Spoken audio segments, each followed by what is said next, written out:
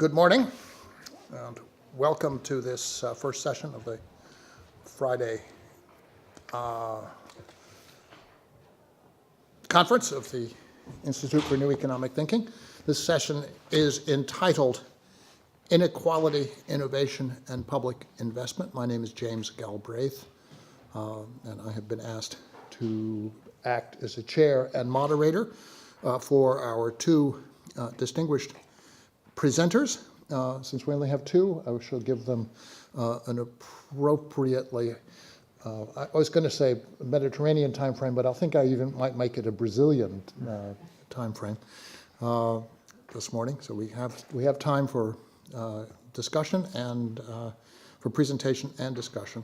The first, our presenters, I should say, begin with, are Alberto Botta of the Mediterranean University of Reggio Calabria, and Anna Maria Simonazzi of the Department of Economics and Law of the Sapienza University of Rome. And we shall begin with Alberto, whose paper is entitled The Complex Innovation Inequality Nexus, What We Don't Know, What We Should, and What We Have to Do. So the floor is yours. Take it away. Thank you so much. Okay, thank you so much. I would like starting by saying that if we think about the economic analysis of the relationship between innovation and inequality, actually a clear finding is that there isn't clear finding. There isn't any clear-cut results on the relationship between innovation and inequality.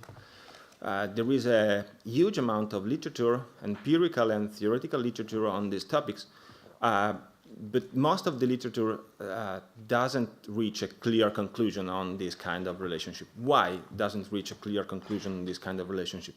There are several reasons. First of all, because both inequality and innovation are very complex, multidimensional phenomena, and we have many different types of inequality.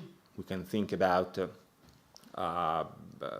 income inequality, functional inequality, personal inequality, gender inequality, and we may have at the same time many different types of innovation. We may have incremental innovation, radical innovation, process, product innovation, and at the same time we may have many alternative measures of both phenomena. And therefore, it is pretty clear that trying to find out a relationship between these two phenomena may give us completely different results depending on the type of innovation and inequality we think about or the type of measure of inequality and innovation we deal with. At the same time, I guess there are strong endogeneity problems and problems in defining the direction of causality, because probably innovation and inequality co-evolve along the development process, and there are feedback among each other. There are problems in defining the sign of the relationship, because the questions we ask may be, does innovation reduce or increase inequality, or the other way around? Which is the effect of inequality on innovation? Does inequality stimulate innovation or not? And also in this case, it is not easy to find out a clear finding. And last but not least, there is also a problem of, several times there is a problem of omitted variables. What do I mean with this term? It means that when we think about innovation and inequality as complex phenomena, I'm saying that both innovation and inequality are influenced by a huge amount of social and institutional factors. And it is pretty easy to omit some of these crucial factors in the regressions or in empirical analysis, trying to find out a sort of universal law explaining the link between innovation and inequality. And therefore, it is pretty easy that we reach misleading conclusion or we misunderstand the relationship between inequality and innovation if we forget some fundamental institutional factors that may explain the dynamics of inequality and innovation and the relationship between them. In fact, there is a huge, let's say, heterogeneity international level, at worldwide level, in terms of inequality innovation patterns among countries. For instance, it is pretty clear that there are a sort of poorly developed and poorly innovative economies in which there are a relatively low level of inequality, but at the same time, we have also the case of Latin American countries, in which Latin American countries are a clear example of not fully developed economies, in which there is a sort of not completed development and industrialization process. There has been cases of premature deindustrialization in some Latin American countries. Therefore, innovation capacities and innovation capabilities are, let's say, disappointing, but at the same time, inequality level are the highest worldwide.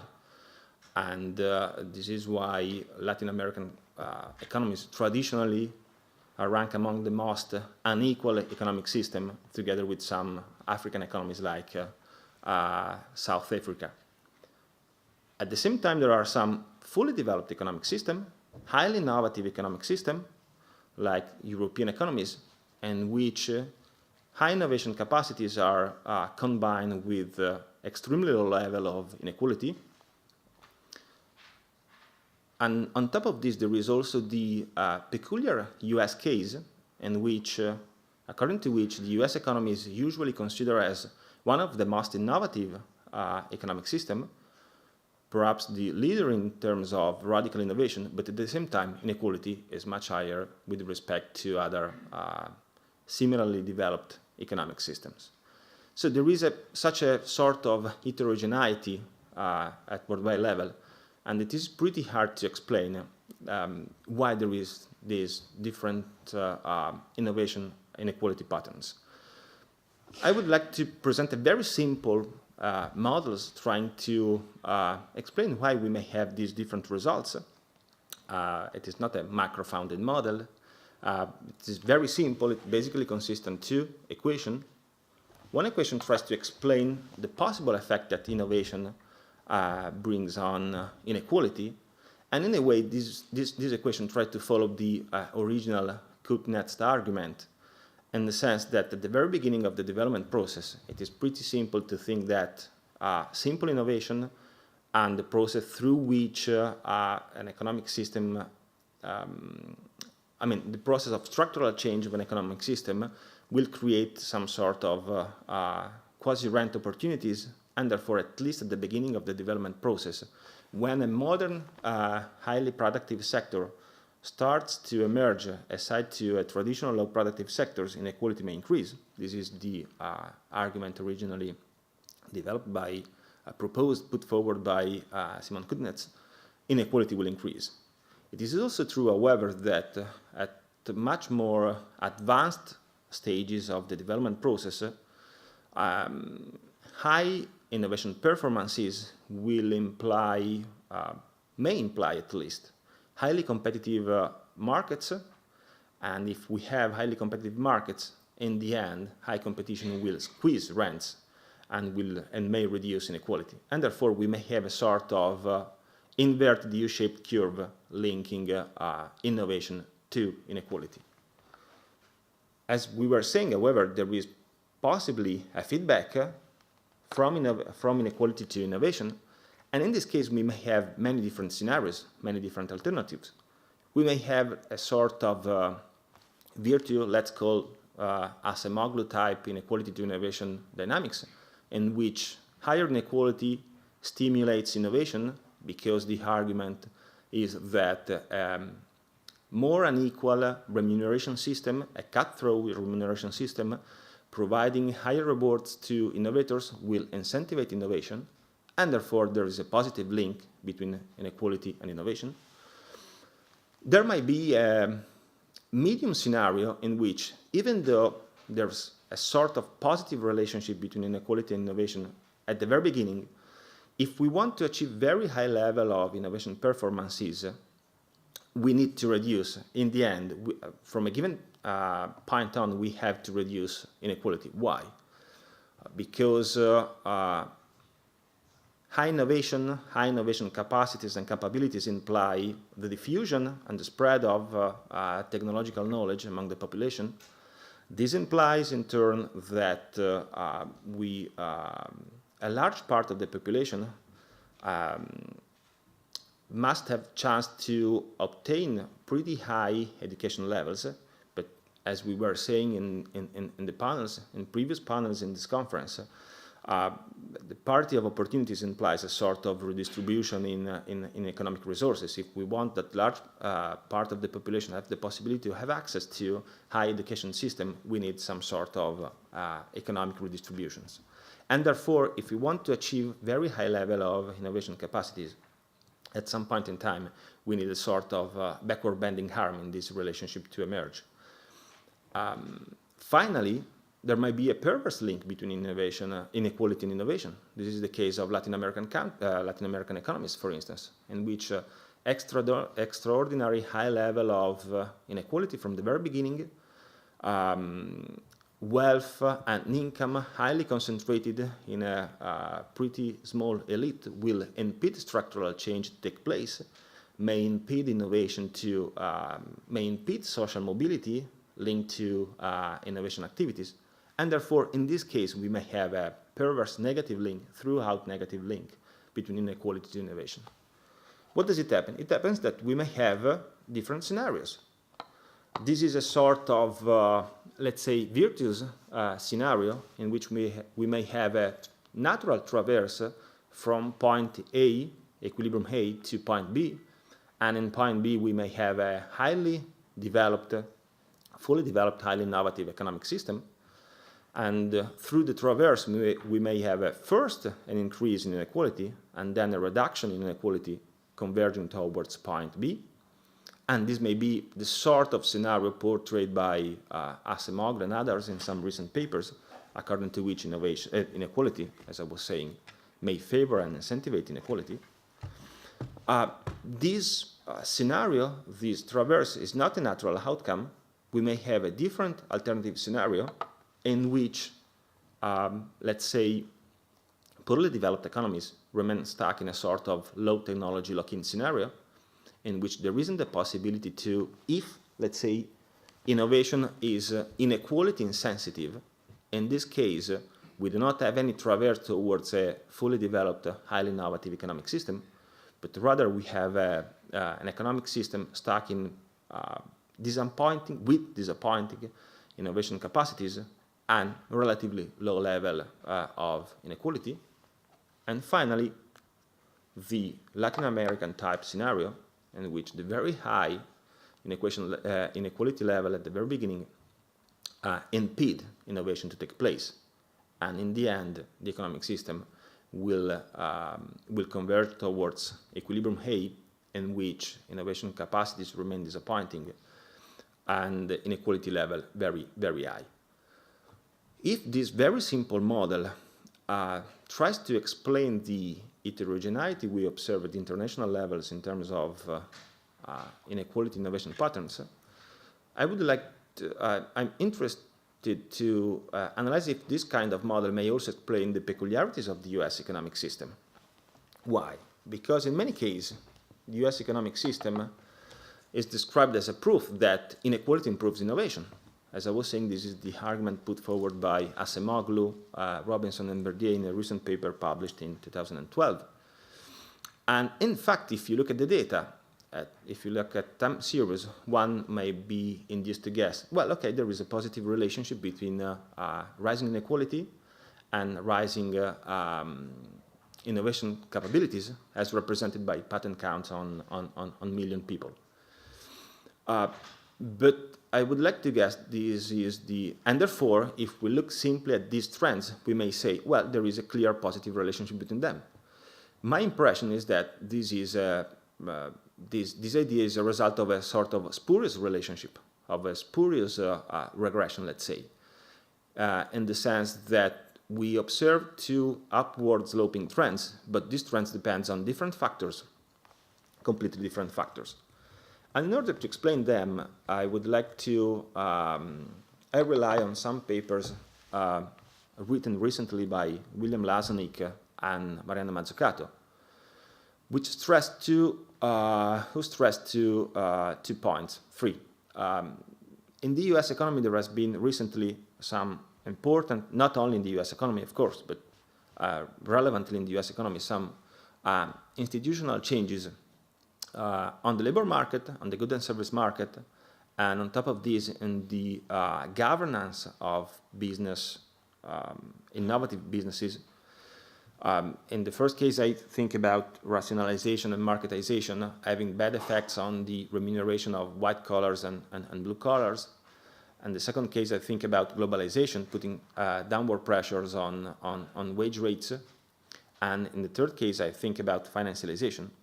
And which is the effect of these institutional changes, let's say? The effect is that inequality has increased. And therefore, in terms of our model, we may say that for any given level of innovation capacity, regardless of innovation capacity, inequality levels can be expected to be higher.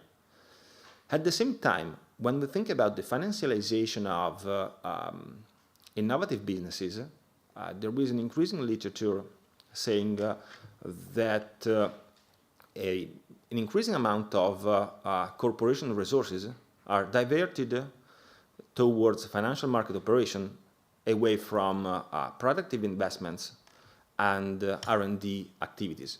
And therefore, we may also think that in this case, this kind of financialization may modify the inequality to innovation relationship and modify it from an upward sloping relationship, positively sloped relationship, into a throughout negative relationship. What does it happen if we try to introduce very simply and in an easy-minded way these kind of institutional changes in our model?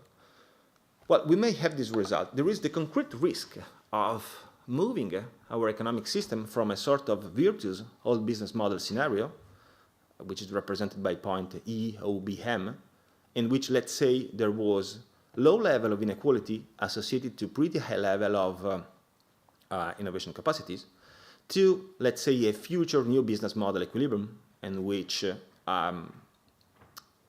innovation capacities are much lower, since that due to the fact that resources are diverted away from productive investment towards financialization, financial operation, let's say, and at the same time, inequality level is much higher. The fact that we do not observe in data this kind of possible future scenario depends on the past and present US public support to R&D activities, what Mariana Mazzucato calls the entrepreneurial state, or if you want, the so-called developmental network state. There is evidence that the US public authorities spend lots of money, lots of resources supporting R&D activities, and perhaps the fact that we do not see any drop in innovation capacities in the US economy may depend on this strong public intervention in the economic system, even though it is not clearly recognized due to market fundamentalism argument. Anyway, there is an increasing body of literature telling us that many of the innovation capacities and innovation outcome in the US economy depends on public intervention, public support to R&D activities. And therefore, the fact that the economy is located, let's say, in a new business cycle model equilibrium depends not on market forces, but basically on the result, let's say, the long-run, long-term results of public investment in the economic system. Therefore, I would like to say there's the risk of a perverse traverse towards a future new business models equilibrium, even though for the time being we do not fully observe the effect of dynamics set in motion by institutional changes taking place since 1970s on. There are some important implications of this model in terms of research and in terms of policy. Research implication. From my personal feelings, if we try to analyze the literature on this kind of topic, it is pretty useless to try to find out a universal natural law trying to explain the relationship between inequality and innovation, because there is too much heterogeneity and there are so many country-level institutional social factors that may explain innovation and inequality and the dynamics between them, so that it is pretty it is useless trying to run lots of cross-country regression trying to find out a natural law, universal law explaining the connection between these two phenomena. It makes much more sense to focus on case studies, on specific countries, perhaps having a long-run perspective, with the clear point in mind. If R&D output depends on R&D input and strong public intervention in the economic system, it doesn't make sense to run lots of time series regression, because there may be a huge time lag between, as I was saying, R&D input and R&D output. So in that case, it is much more useful adopting a sort of anecdotal or historical perspective in order to explain some sort of evolution. Of course, I'm not saying that econometric techniques are useless in themselves, but they may be used to with some clever idea in order to find out the relationship in terms of innovation and inequality dynamics. Finally, policy implication. Well, if our model provides a representation or gets some point of what is going on, my idea is that, of course, we have to defend and expand rather than attacking and dismantling the so-called developmental network state, or, as Mazzucato says, the entrepreneurial state. At the same time, we have to discourage all those financialization practices that may divert resources away from productive investments into, let's say, financial market speculation or financial market operation. So here I refer to the initial public offers that have a speculative aim, or I think to huge amount of stock repurchases, stock buybacks. I think to constraints set to stock option and high taxations imposed on capital gains. This is, in a way, arguments in line with what we were saying on Thursday night in the conference, the opening conference with Thomas Piketty and Joe Stiglitz. And finally, of course, we have to encourage public support to innovative startups, exactly in those same sectors, let's say, in which established corporations waste resources on financial market operation. In a way, it is a sort of, if you want, a sort of retaliation. If there are sectors in which established corporations waste resources on financial markets, then in that sector, public support to innovative startups and possible future competitors should be stronger. In order to create incentives not to waste resources on financial operations, but to employ them in a much more productive way in productive investments and R&D activities. Thank you. Thank you very much. I have some comments that I would like to make, but I will defer them until we've heard from our second presenter. So, Anna Maria, why don't you proceed? Anna Maria Seminazzi. Thank you. Adesso lo attivo. Well, I will, grazie. I will start just where Alberto Botta left. And I take his idea that innovation and equality are mediated by policies and institutions. There are no general laws, and we should look at specific cases. So he looked at the United States. I will concentrate the analysis on the Eurozone, and in particular to the relation between Southern European countries and the core, what I will call the core.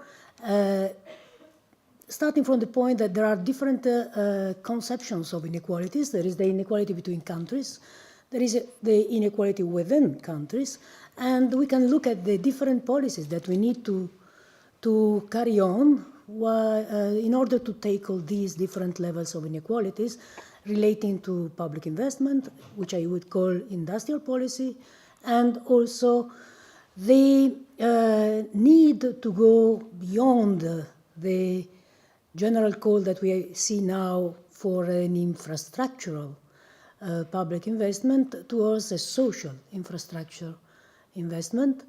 And I will try to make the case of a very unlikely sector for the future of innovation, which is the case for elderly care, and see how even most improbable sectors can provide perhaps a driver for growth. So let me start with the idea of the increasing inequality, and I don't need to spend time in order to argue that the inequality has increased everywhere, but it has reached alarming levels in the European peripheral countries.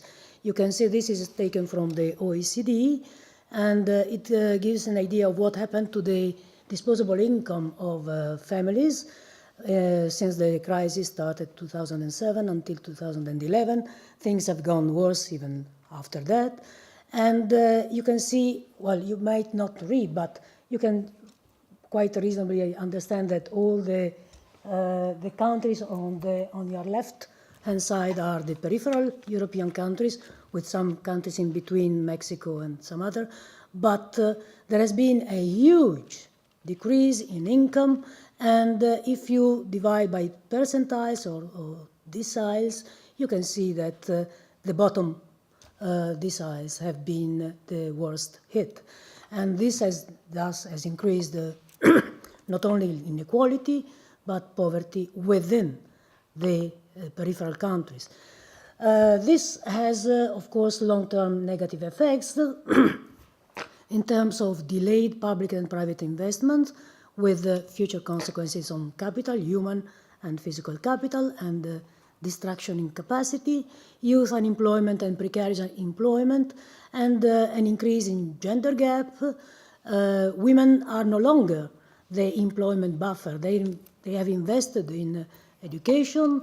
They are now even more educated than men, and they want to enter and to stay into the labor market. So it is no longer possible to use the old cyclical pattern, women enter into the labor market when there is the growth phase, and going out of the labor market with the peripheral part of the workforce when there is a cyclical downturn.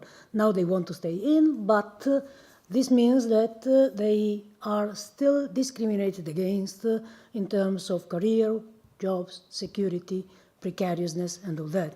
And this is, once again, maybe there is not a direct link between inequality and innovation, but there is certainly a link between inequality and sustainability, long-term sustainability, because the precariousness of the labor market means that women wanting to stay into the labor market have to renounce to something, and they usually renounce to family and fertility, and this has problems in terms of demographic aging, and the precariousness of young people means that they don't build up their social contributions, and so there will be a pension bomb in the future. So there are costs that we are paying now, and that will be they will have to be paid in the future.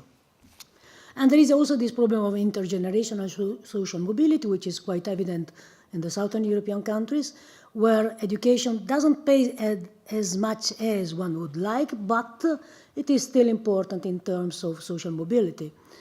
So the argument of my talk is that Europe must start to grow again, but aiming at these two tasks, tackle inequality between as well as within countries. So I will start with the inequality between countries.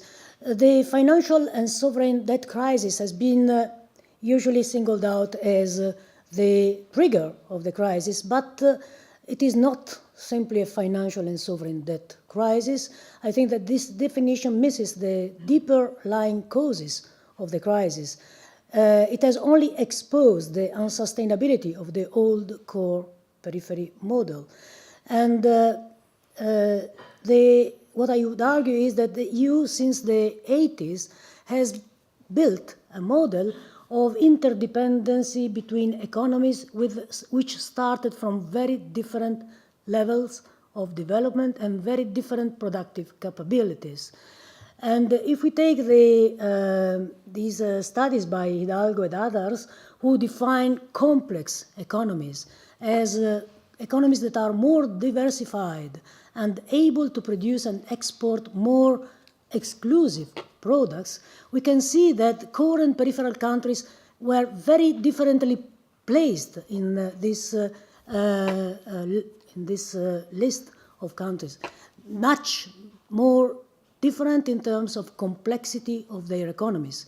And the corollary is that in these kind of economies, when in the new economies the competition is more on product than on prices, and a country which is competitive is a country whose production structure is flexible and can change with the change in the external conditions and with the composition of demand. So we had these diverging trends because peripheral countries were required to tackle the broader context of change in technology and demand, first starting from a more fragile industrial structure, and second, within a faulty institutional and macroeconomic framework. And I don't need to talk more about this.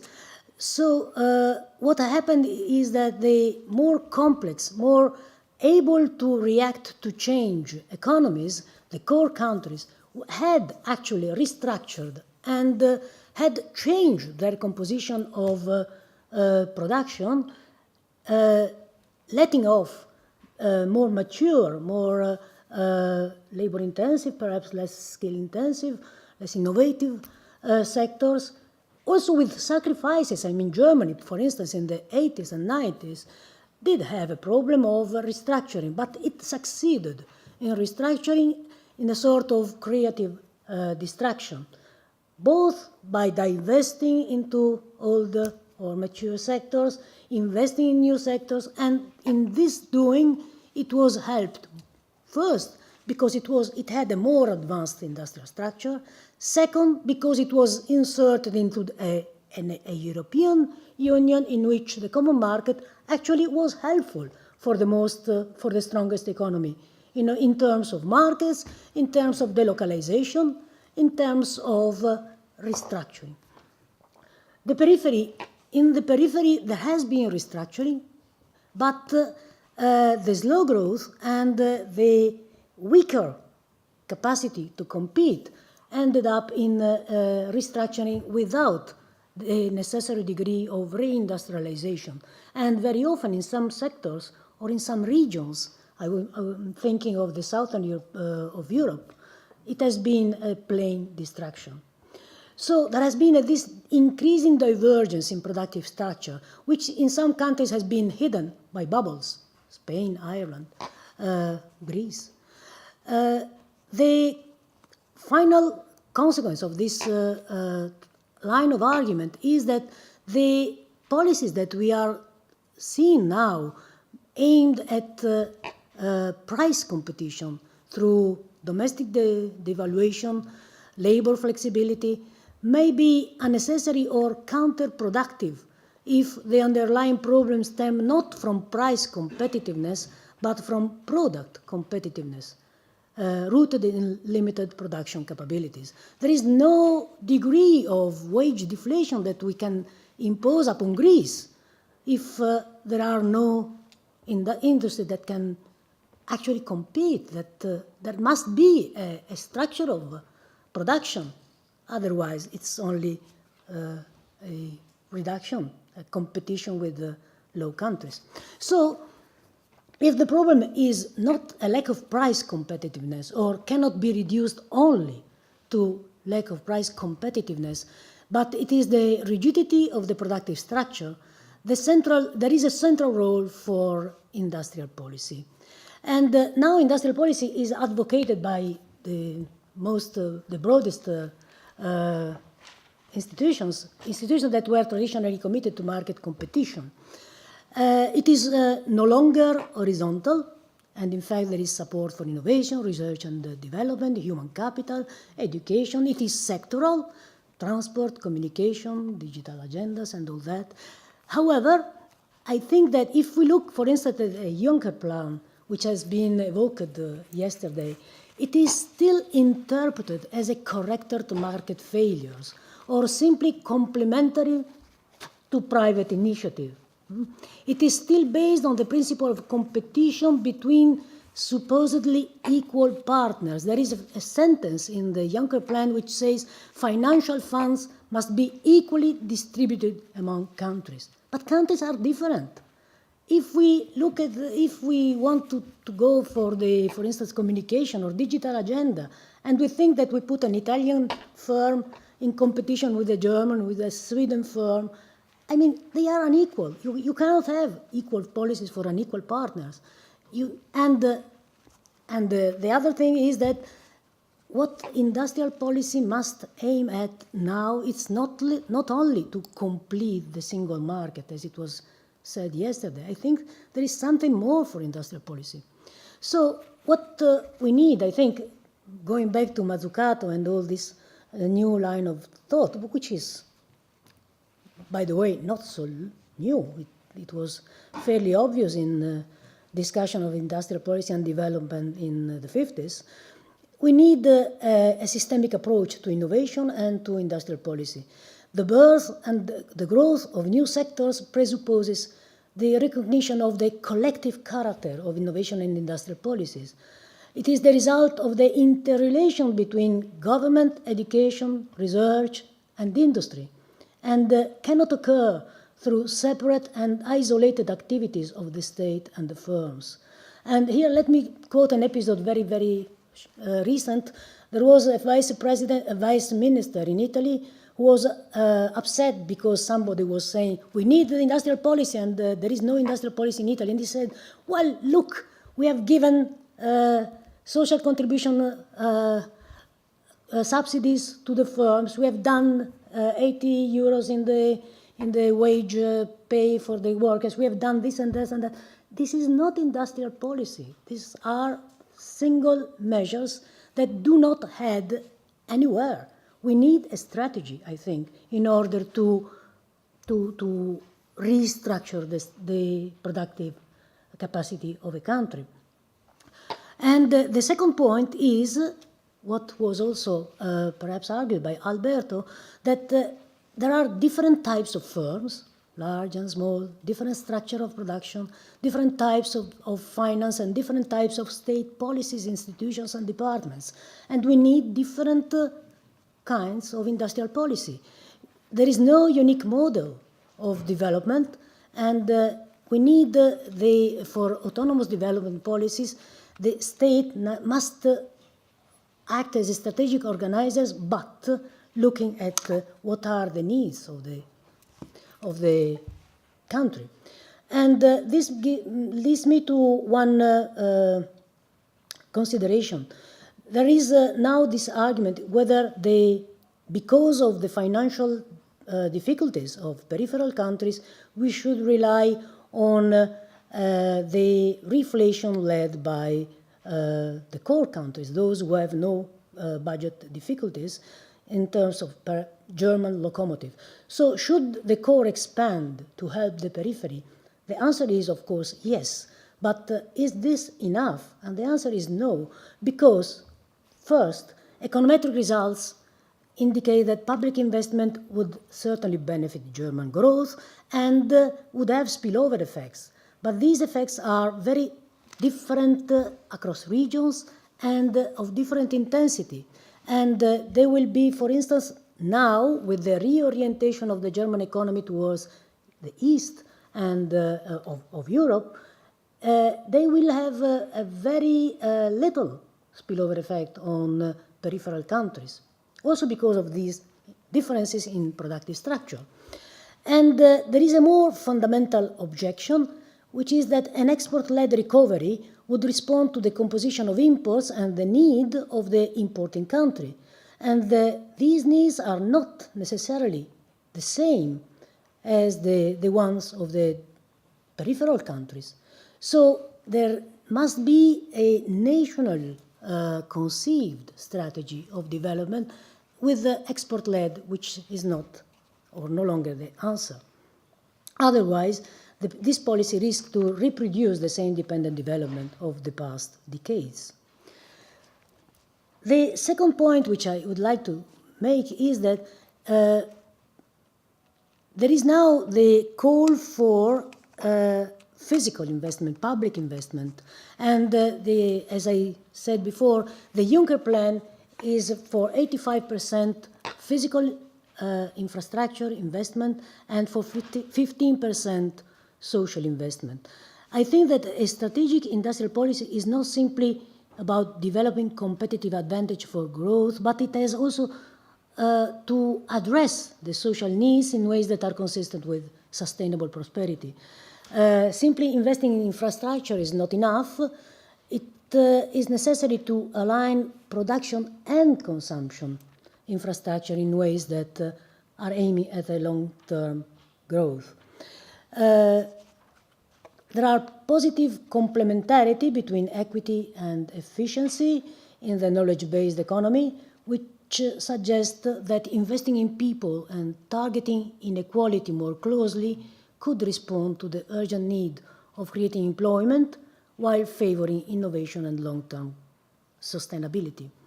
So there is the need in the new knowledge economy where the risks, the social risks have been much more enhanced. There is the need for policies that prepare individuals, families, and societies to adapt to change and to the new social risks. So investing in people. And this doesn't mean only education, but which is fairly well accepted, but also in capacitating people, investing in lifelong training, for instance, matching supply and quality jobs. It is not enough to invest in education if then the educated people don't find good jobs, as it happens in the Southern European countries. And these policies, the social investments, have been the first to be cut in the peripheral countries with the financial deficits and the fiscal austerity. And this doesn't promise well for the future growth. You can see here the northeast-southwest divide in investment in research and development.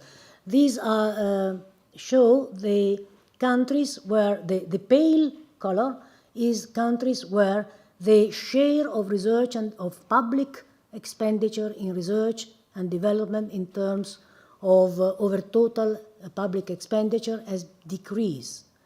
The orange is where it has been approximately stable, and the red is where it is increased.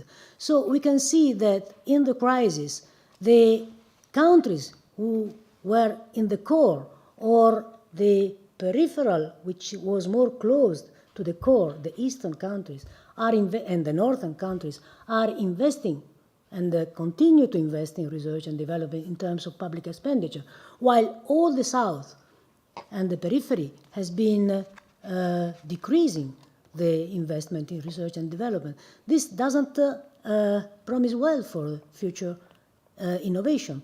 And as for education, everybody agrees that education has to be increased, but you can see here I've distinguished between before the first column in blue is the whole period 2001 and 2011. The red is 2001, 2008, and the gray is 2008 and 11. And we can see, for instance, that Italy has been all through the decade almost stagnant in terms of investment in education. And all the other peripheral countries have had a huge decrease in investment in education in the crisis. So the crisis feeds upon itself.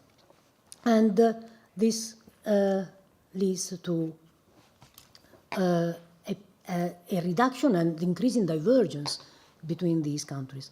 So the last point I would like to make is to find out whether there are different sectors who could provide a driver for growth, and on which argument we could argue. Care is a good sector for an example of how social investment could support growth. And there are, when I talk about care, I talk about child care, and in the end I will take up long-term care, which means care for the elderly people. So there are at least three grounds. The first is jobs. Investment in social investment, and in particular investment in care, has the prerogative of being more effective and equitable because it creates more jobs than physical infrastructure. There is a study made by Antonopoulos and others which has compared the same amount of investment in three different sectors: green energy, infrastructure, and social care, and where social care is child care and elderly care. And you can see that for the same amount of money, social care produces more jobs, and more jobs also differentiated according to level of education. Of course, it depends on whether you invest more on childcare, then you will have more demand for educated female workers, or if you invest in elderly care, you can also increase the demand for unskilled workers. But the point is that it is very effective in job creation, which is an important point. It is job opportunities also for the relatively low-skilled, while improving the quality of care work. It favors an increase in female labor supply by promoting better work-life balances, and it makes care regimes more equitable and sustainable. So it is effective in creating jobs. It is also favorable to equity. And it might also be partially self-financing. There have been studies studying the direct and indirect effects of investment on employment and incomes when investing into the care sectors. And when you take into account the additional revenues in terms of taxes and social contributions, savings in unemployment benefits and other social spending caused by the increase in employment, you can see that the investment may imply a much lower burden on the public budget in the medium-long run. And there has been this study by an Austrian institute, the AK, which has trying to do this exercise for the policy of investment in childcare in Austria. And let me focus now, for the last 2 minutes, on elderly care. And I would like to argue that investment in elderly care can also be a driver for innovation in industrial sectors. Demographic aging is referred very often as a time bomb. The old age dependency ratio is projected to increase from 28% to 50% in the European Union by 2050, and we will move from having 4 working age people for every person aged over 65 to only 2 working age people. The demand for care is projected to increase. The share of the very old population over 75 years is predicted to double by 2050 in all European countries. And this has also an implication on financial sustainability. All the countries are very, very worried, and in all the countries have been implemented care reforms focused to target the neediest, which means increasing the burden on financial care, informal care. And so what could be a possible policy for the Mediterranean countries?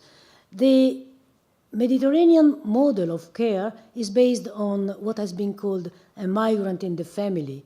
That is, there is no investment, public investment in care. Families had to cope with the double task of caring for elderly and children and trying to find a job on the market, and the solution has been found in migration.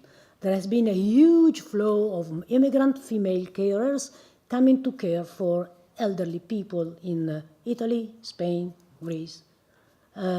So this model has been is unequal, inefficient, and it is unsustainable in the long term because it relies on the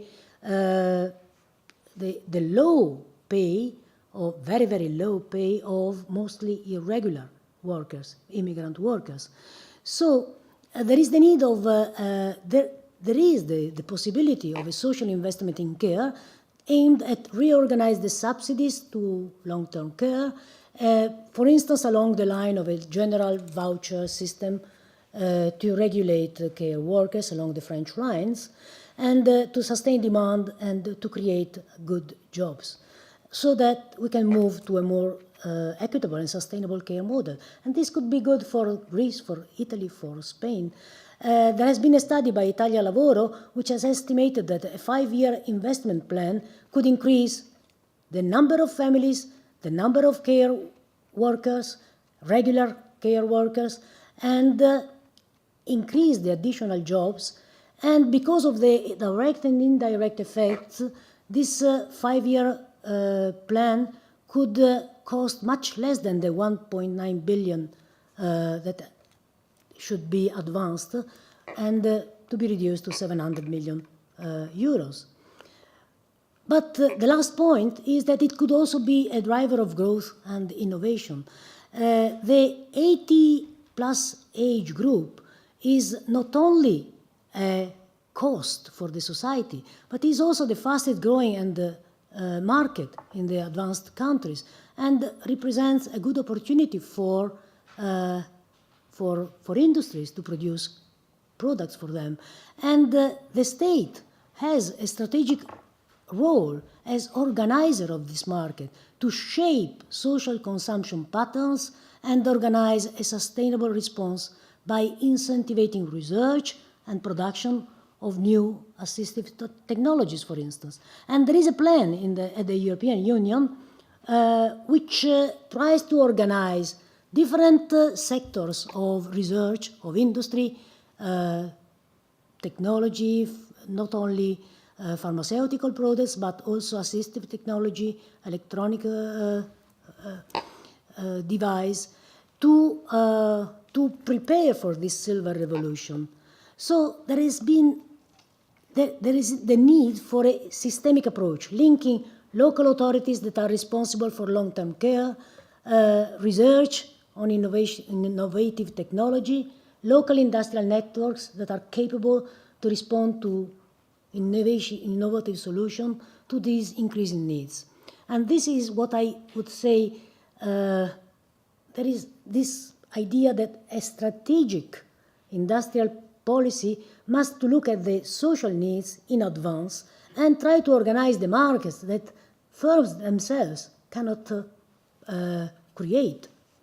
And here again, industrial policy is a very concrete thing in other countries. For instance, Innovate UK is the public body for industrial policy and innovative policy in the UK, and it is very much into this business of organizing the market and the industry for this silver revolution. So, well, the effects, as I've said, could be favorable for female labor supply, increase the demand for regular carers, and transform the demographic challenge in a driver for growth. Summing up, yes, we need a U-turn in EU and German macro policies. We need a shared European-wide approach to innovation and growth, but more public investments are not the goal, are not enough. We need a strategic industrial policy tailored to the needs of each Southern European countries, because countries are different and cannot be treated as if they were equal, different in terms of capacity, in terms of development, in terms of institutions. And we need a combination of physical and social infrastructure to shape the social consumption patterns that we need and we want to have in the future. These public investment in social infrastructure can create more jobs and can be as much as, or even more, innovation and growth friendly as other forms of investment in physical infrastructure. Thank you. Thanks very much. I found these to be two very interesting, very, in many ways, complementary papers to each other. And I, therefore, will make some comments that jump back and forth between them. And I would like to start with what I think is a lack of ambition that you both share, in spite of the highly ambitious character of this work, which is or maybe a modesty, which is in both of you abjure general theoretical framework. Anna Maria said that there was no single model for development. Alberto said there was no single theory. And I just want to take modest exception to that, because it seems to me that underlying this framework, there is a coherent theoretical framework. And I would point in particular to the work of someone I'm sure all three know and revere, namely Luigi Pazzanetti, whose work on international trade and development emphasized, to begin with, that the principal source of gain in the development process is learning rather than trade, and that productivity gains rest internal to the country that produces them and are not transferred by mechanisms of comparative advantage. Basic fundamental Pazzanetti theorem. Combine that with, just to go back to my Cambridge roots even a little bit more deeply, with Kaldor's emphasis on increasing returns and the whole principles of cumulative causation, and you have, I think, a framework within which both analyses are fairly readily embedded. And what that suggests is indeed that you cannot rely, I mean, it reinforces Anna Maria's point that you cannot rely on spillover effects from, let's say, an expansion in the northern economies. This is a point which is being made in papers these days by Servas Storm about the effect of the competitiveness advantages that the northern industry, and particularly German industry, has enjoyed, and the sort of devastating effect on the manufacturing productive sectors in the south of Europe, which is a problem that will not be resolved simply by expanding demand in the north. You will not bring back the manufacturing capacity. And that tends to underline Anna Maria's point about the need to think about complementary paths of development. But before I come to that, I want to just take this general point of theoretical generality or commonality into Alberto's realm a bit, because you have these ad hoc, Acemoglu, et cetera, arguments about clusters of countries, which I never find. I mean, you can always do a taxonomy, which is interesting, but it's a Rorschach test. Anybody looking at it could come up with a different one. When I looked at the chart that you presented with the scatter plot of innovation and inequality, it occurred to me that this is highly compatible with an analysis that I developed with Pedro Conceição and some others many years ago, actually, but published most recently in a book called Inequality and Instability in 2012, which we described as the augmented Kuznets curve. And this is a very Kuznetsian framework. And insofar as one has a nonlinear relationship, it's not impossible to fit all of the data in general into a single framework. And there, with respect of high-income countries, you have two basic types. You have a Nordic, let's say a North European type, which is in line with the Wren-Meidner model. That is to say, innovation inspired by equalization, which puts pressure on low productivity firms to advance. And that was, in a sense, the way the Scandinavian countries moved from being average income to the top of the world distribution with very egalitarian structures. But then at the very high end of the income structure, with what is the American but also the Anglo-American model, you have inequality driven in concert with financialization, right? And so U.S. innovation is of a very different type. It is not heavy industrial,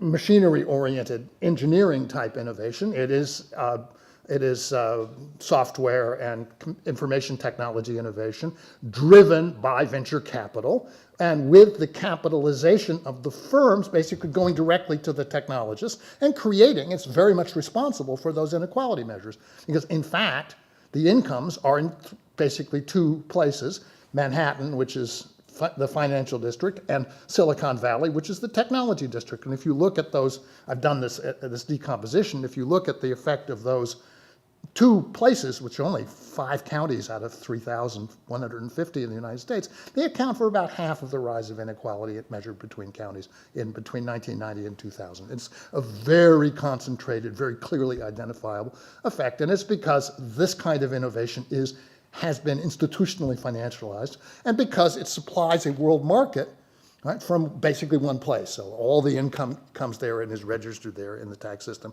This is consistent, it seems to me, with Kuznets' framework in which inequality is driven, the path is driven by intersectoral transitions.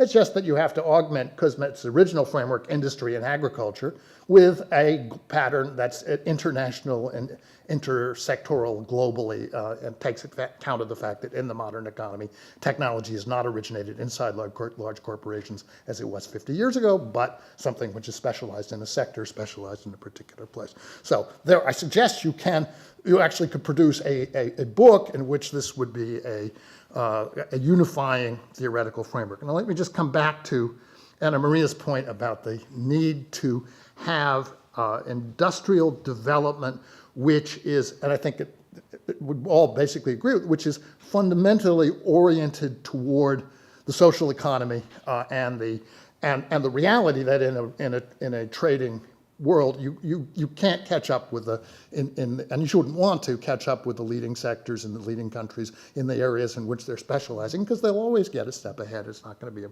productive thing to attempt to do.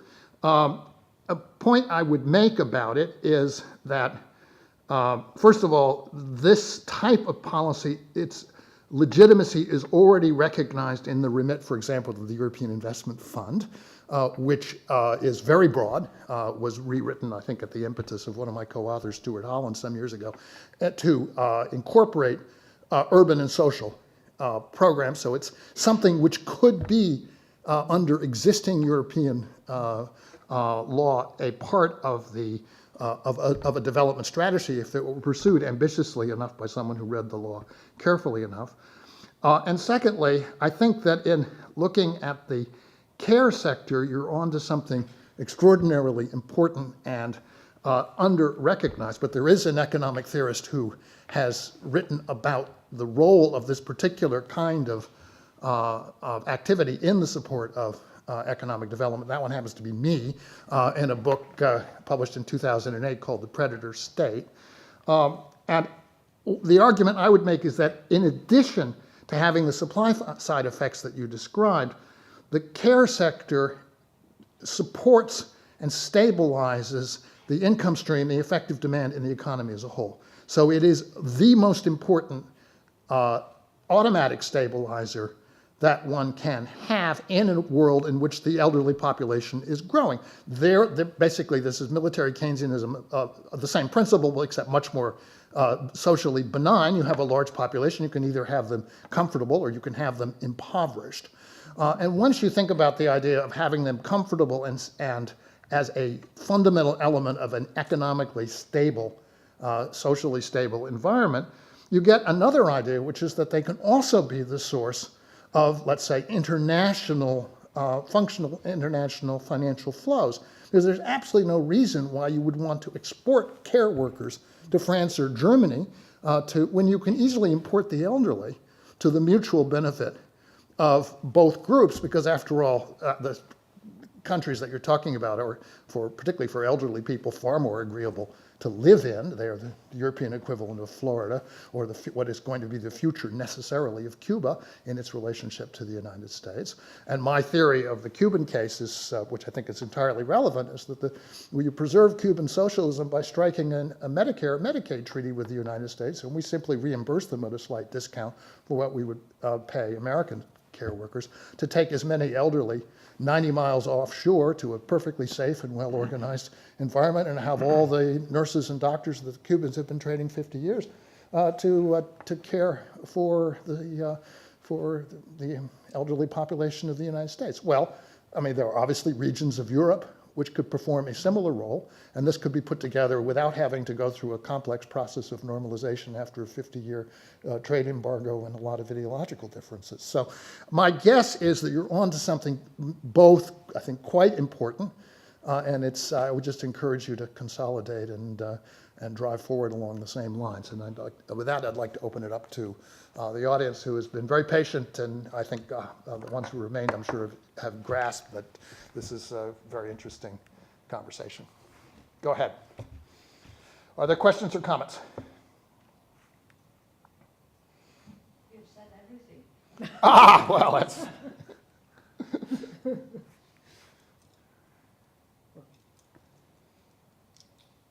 Go ahead, sir.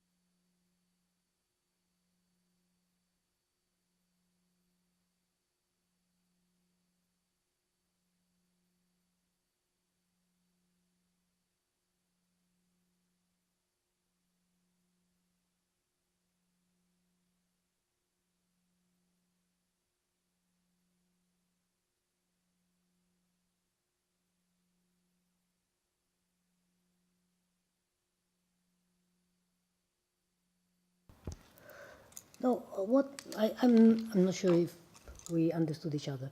What I was saying that some of the peripheral countries in the early 2000s, before the crisis, were pointed by the European Commission, for instance, as examples of growth. I was thinking, looking from Italy, a very low growth country, we were always pointed to Ireland, Spain, even Greece, as an example of growth, led by the regulation of labor market, by some other facts. And this came out as being led by housing bubbles, construction bubbles, and all that. So if you look only at the GDP growth, without looking at what it is driven by, you can mistaken growth in income, in productivity, which is not actually sustainable in the long run, which is what happened in these countries. So can I Yeah. challenge you on that? Because there's also the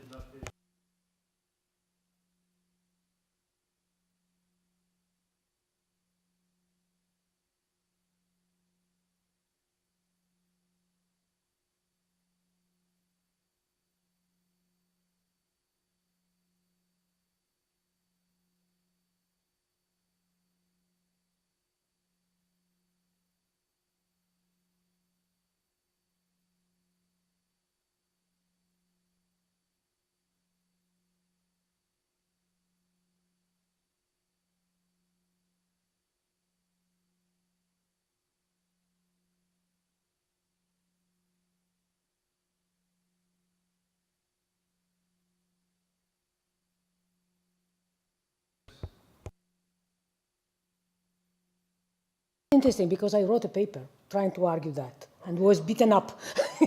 No, I think it might be a possibility. If you think that you have a bubble which puts into action some kind of income effects and translates. I was trying to see if in Spain, for instance, the construction bubble was leading to some kind of linkages effect, forward and backward, to the industrial structure. And for instance, there is an example, which is the tiles industry. They have moved from producing tiles to producing machines for tiles, so there might be that. But I think that, once again, you need to be careful at what drives the bubbles, what are the linkages which these bubbles can activate, and last thing, what are the policies after the bubbles burst. Because if after the bubble you have simply a sort of deleveraging of everything, fiscal, private expenditure and all that, then you might kill also the small linkages that were activated in the bubble. So I partially agree with you on the possibility. Just one last remark, then I'll shut up. I didn't mean only linkages, but there's the argument by Carlota Perez on good bubbles, right? Provocatively called good bubbles. And it means that because you have an expanding financial system, or you have an expansion of credit, therefore all sorts of activities get funded, also those which are completely unrelated to real estate or whatever where the bubble takes place. And therefore you might have, for instance, in the tech boom in the dot-com bubble, a lot of fiber cable was laid, which was useful later on, right? So but I will read your paper and think about it. It's another one. Go ahead. Yes, I want to go back to Anna's point about care as a driver of growth. I can see, all the good things about it. I'm not sure about the innovation part. Has to do with technology, has to do with what is, because when we think in terms of industrial policies, of course, innovation, we always think, in terms of IT, and is that the same? The innovation, what is the innovation like to be in the care? Because I can see the job, I can see all this, but I don't. I've been to Japan. All the things that Japanese are doing, robots, machines to help the elderly, but even long distance control of what the elderly are doing in their own homes. I mean, it can help all this technology assistance for dependency, which is both electronical and mechanical engineering. And in Italy, we have a fairly important mechanical engineering industrial district, which could provide, I can see that there is a possibility. The UK are very, very fastly going towards this direction, putting together small firms and trying to provide all these devices. The reason why I'm asking this, because I always assume that care is much to do with services than with products, and therefore, it's more difficult to devise innovation in services. And so, what are you? Okay. I'm just begging to differ here. I see in the Japanese model that you're describing something similar to the digitalization of higher education, a device for reducing the direct labor component. And it strikes me that a high-end caring sector would do exactly the reverse. That is to say, it would emphasize very high quality human delivered services, and that there are terrific elements of, sort of biomedical control, the hygiene and the quality of the products that are delivered to the elderly. All of this is of exceptional importance, but there's also the question of hospital care, which again is a very, to be done right, is a labor-intensive, training-intensive, let's say, physical space control and hygiene-intensive service. And doing that correctly means that you can cater to high-income clientele, and it can become a very successful export, effectively balance of payments export business. So that's the way I would consider approaching it. I think the idea that the Japanese have it, that you can automate everything, again, it reminds me terribly of the notion that you can educate college students over the internet, which I don't think. Because if the end result we will have robots caring for elderly people, I rather have our Philippine and our people coming overseas. I mean, the kind of social model that we have to devise, there is a trade-off, you know. As long as we deliver human care, I see it as a progress. I'm with you completely. Okay. I would also suggest in an intelligent development strategy, part of the socially oriented development of the Southern economy should be toward not only child care and elderly care, but the kind of profession that many of us are in, which is adolescent care, namely the provision of what's called higher education to teenagers. This is much, much better done in places which do not have harsh winters, as I can say from 30 years at the University of Texas. And I suggest that again, this model be, if you're going to have European integration, this should be at the forefront of it. Why? That's where innovation, it seems to me, more difficult to achieve. Innovation in the terms that we understand it. We need social change more than innovation in this respect. Can I make I don't know, maybe very technical question to Alberto? Did you undertake any static comparative analysis for your schedules? Because, I mean, I'm imagining here, even if you in the morally good equilibrium with a high weight share and high rates of innovation, if you maybe shift the curves, you could also have perhaps an inverted relationship between income inequality weight share and technological innovation, you know what I mean? So, I mean, even if you are in a good equilibrium, like the Scandinavian model, for instance, and if you shift the curves, you could have like different results, you know, and for instance, you could increase income inequality and still boost technological innovation, even in high equilibrium or not.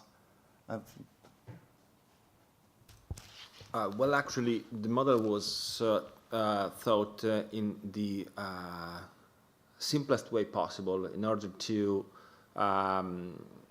say if we try to, in order to try to provide a very simple representation of many different results that apparently emerge at international level.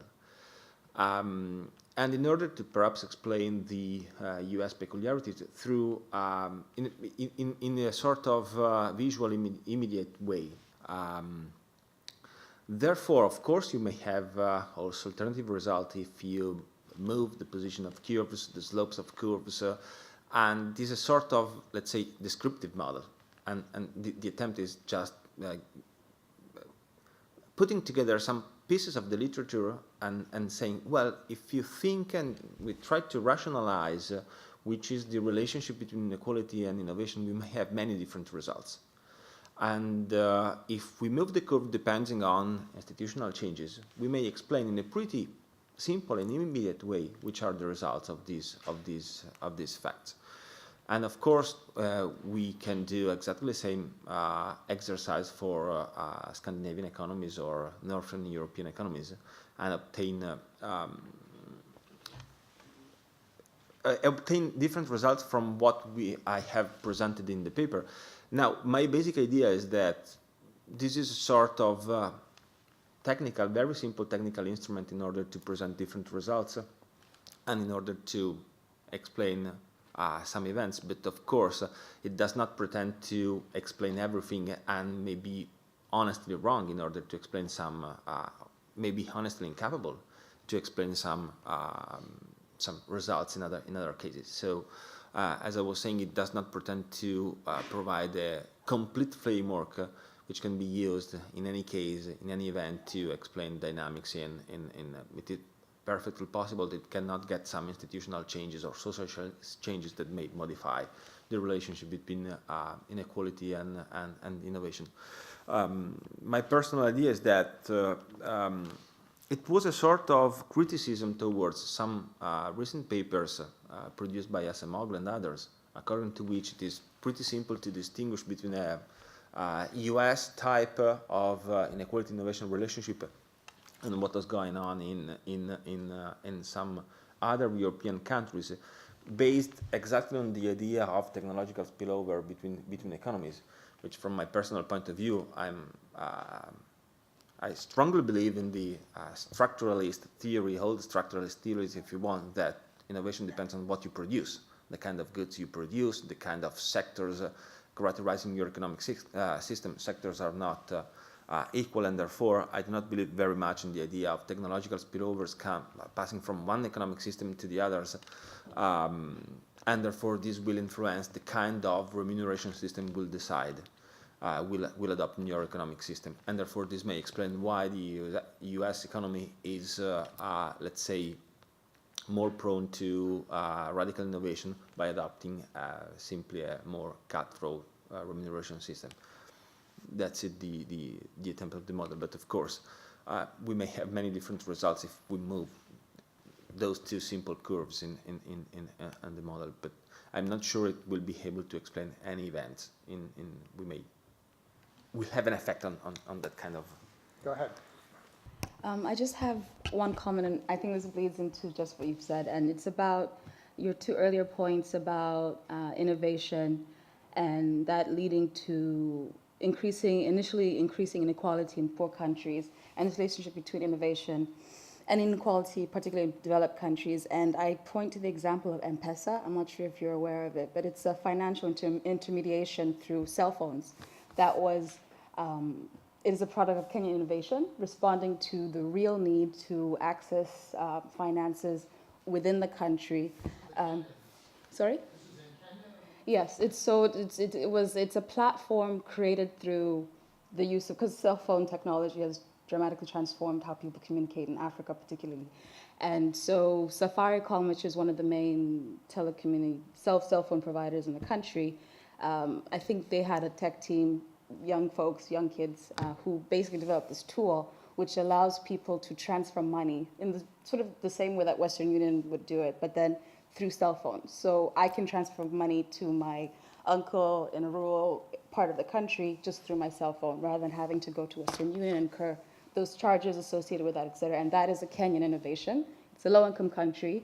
I don't know if this speaks to your issue, but I thought it was a challenge. I think it's a challenge to suggest that innovation initially increases inequality. That's a direct example of how it flattens that, actually. So I wonder if some of the examples are very, as you said, at the end of your presentation, it's very context specific, and I don't think it's correct. Like, you really can't universalize some of the findings, I think, from your research, if you take that example. Again, my universalizing instinct kicks in, because it strikes me that this is an example of a very general effect of the digital economy. And one has to recognize it's two things. One is that the cost of a service that people previously found quite expensive, namely money transfer, goes way down. And so this is equalizing for 99.9% of the population. The cost of sending basic communications around the world has dropped at the margin to zero in our lifetimes, in the recent 2 decades. Right? No longer postage stamps and 5 days to get a letter, but email goes back and forth instantly for nothing, essentially, once you've paid the fixed cost, right? So this becomes a very great reduction in basic cost of living for a lot of people. But at the same time, it eliminates a lot of previous economic activity and concentrates the income in 6 people, 10 people, 20 people. I mean, in a tiny number of economic actors that is required who own the infrastructure and run the service, right? Which, may be, it's one office building or a firm with 5 or 10,000 employees in the case of a major software firm. And so you have an immense pinnacle of income, and then after that, a very flat structure. That's the new model. It will show up in an inequality index as a very unequal distribution. It's not necessarily an unequal distribution at a lower living standard than existed before, so one has to be careful about how to interpret the number. But I would suggest that there is, in fact. Once you see the pattern, you start seeing it in a lot of different contexts, so it has some general features. I would like to add something because actually my presentation was based on a mainly macroeconomic perspective, and therefore when I think in macroeconomic terms, I rely on on, let's say, whole developmental strategies and whole development theories. I'm thinking about Arthur Lewis and those kind of models, according to which if we think about the structural change of the economic system, a radical change inside developing and backward economies. Now, from my personal point of view, it is easy to think that at least at the very beginning there might be an increase in inequality due to some sort of radical innovation modifying deeply the structure of the economic system. Honestly, I don't know the case of that kind of innovation in Kenya, but I would like to make a distinction between, let's say, a microeconomic perspective on a specific kind of innovation and those kind of radical changes in the productive structures of an economic system that really move a country from low level of development to much higher level of development and innovation capability and so on and so forth. So here maybe the problem could be a sort of combining a microeconomic effects of some kind of innovation with the macroeconomic results of a much broader concept of innovation in the case of developing countries.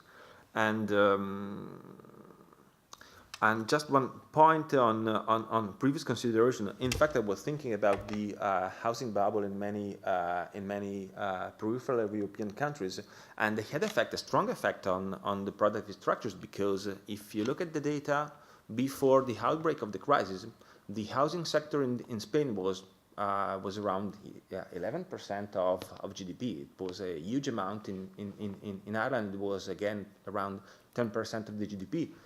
From my personal feelings, sectors are different. You may have an expansion of the housing sector. It may provide momentum to growth for some time, from some point in time, but it is not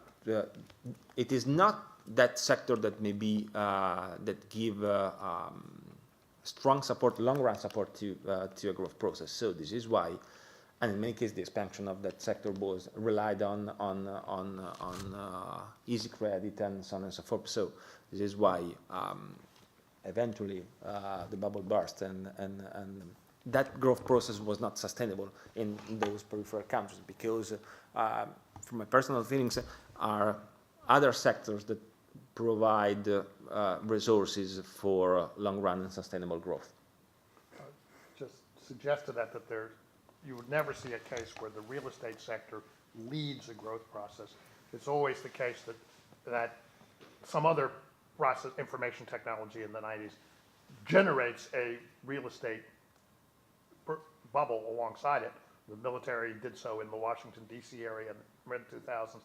If you get something which is a pure real estate bubble, you're in for a unhappy unraveling. And that was the case of the run-up to the great financial crisis in the U.S. and the world, in Spain and elsewhere. Any final comments or questions? Because we are, in fact, out of town, but go ahead. Yeah, sorry, Christian Schubert, I'm a journalist. I work for a German paper, Frankfurter Allgemeine in Paris. I didn't hear all the presentations, sorry about that, but just one comment. What do you make of the German example in a way which gained in competitiveness through making their model less redistributive, I'd say, wage moderation for a while, and then a price for that, I guess, was more inequality. So you have on the one side growth, more competitiveness, innovation, but you pay a price in higher inequality. Is that a general trade-off in your view? Yeah, I just maybe leave it at that. Leave it at that question. Also thinking of the fact that you might have in a country like Germany, you might have wage moderation for a while, but afterwards you can enter another phase. If you look at the wages that are being paid in German car companies, for example, which are really increasing a lot. So is that a model of also, there's a development in different stages, right?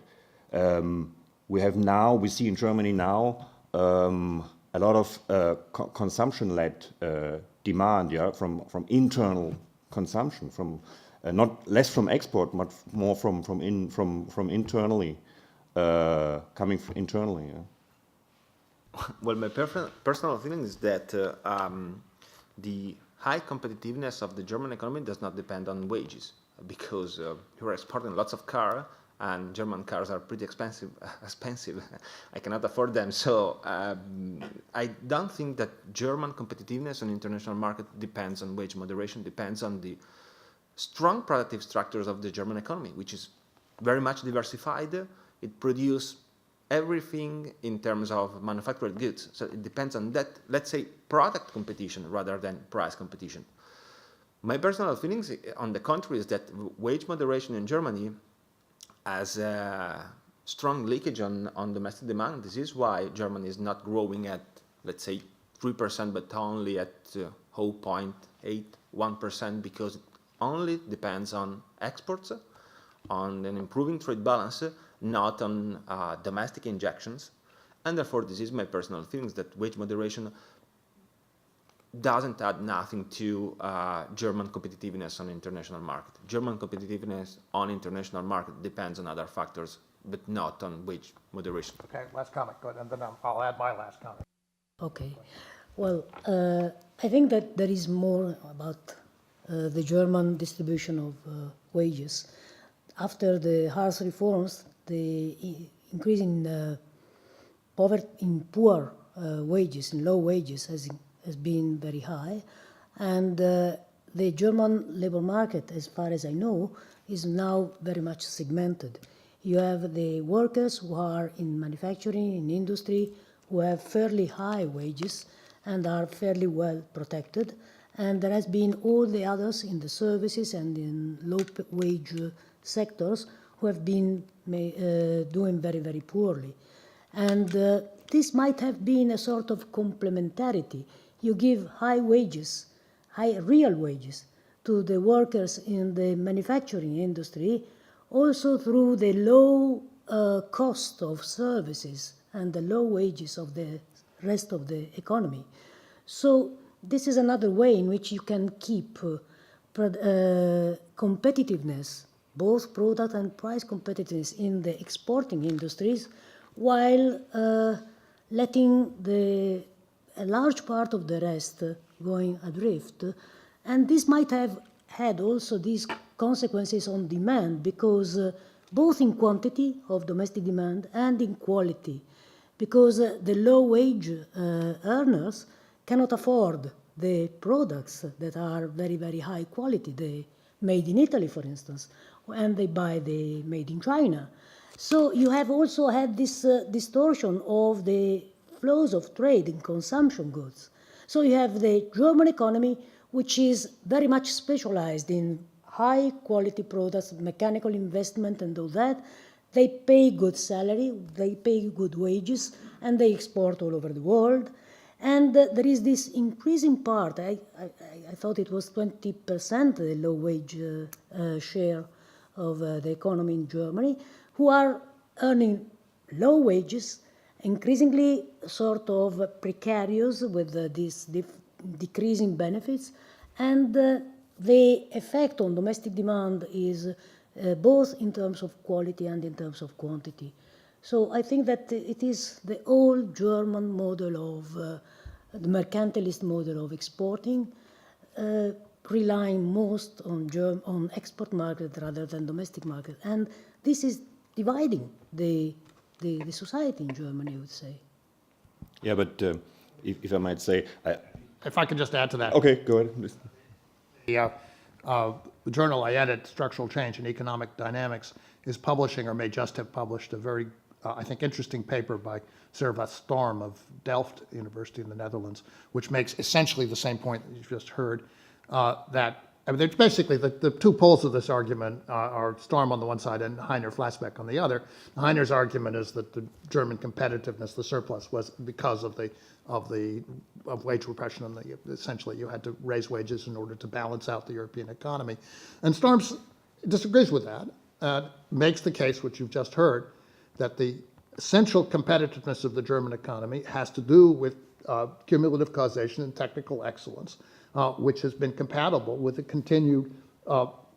continuation of the old German model in that sector. And that has been complemented by the rise of a very large low-wage sector providing complementary services and so forth. But that is not a fundamental contributor to the German trade position. So that's I think that's the case that that would be the response to your comment. And I would just add to that I don't think there's any case in the world that I can think of where low wages in the advanced manufacturing sectors are a effective long-term determinant of competitiveness. It's not true in the U.S., not true for Japan, not true, I don't think it's even true for China. That this is not the way in which the development process works. It's always the case that if you have an advanced sector, you want to pay the workers in that sector at the top of your wage structure, certainly true in Korea, in order to continue the process of maintaining international advantage and continue the continuity of tenure and learning and improved, let's say, strategic position in that sector. And I don't think Germany's become the first exception to that rule. If I just may I was thinking not really of low wages. I mean, when I was thinking of low wage moderation, the question was, should we keep the wage per hour at 34 euros, for example, 34 euros per hour for a couple of years? That's what also the unions in the car industry were ready to do. This is not low wages, right? And this can actually decide on the margins whether your product will be sold or not. It's a cliche to think that Germany makes only high-end cars, for example. I mean, we don't just make BMW and Porsche. There are companies like Opel, for example, which are very much middle range, low price, and there, whether you sell this car or not in the competition against Peugeot or Renault is actually decided on a very small margin. And if you have wage moderation there, you can actually remain competitive for a while. Of course, you still need to innovate, you still need to have great products, of course, but the cost is an issue, right? The cost is of your the cost of your staff is a factor that One has to also consider the incentive effect here, because if you have the possibility of maintaining your competitiveness by keeping your wages down, that tends to have a not the best effect on the aggressiveness of your innovation strategy. Right? If you don't have that option, basically you have only one way to beat the competition, which is to produce a better product. And we see this all the time in the United States. Right? We have part of industry that wants to stay in the market by cost cutting, keeping wages down, so forth, outsourcing, and part that stays in the industry stays in the mix by innovation. The first strategy is a losing strategy in the long run. Yep. Well, keeping the balance is important. I'm not going to disagree with you on that. But if you're at that margin where you're trying to stay competitive and the only thing you can do is keep your wages down, you need to up your game. Because the ultimate advantage is technological, it's not costs.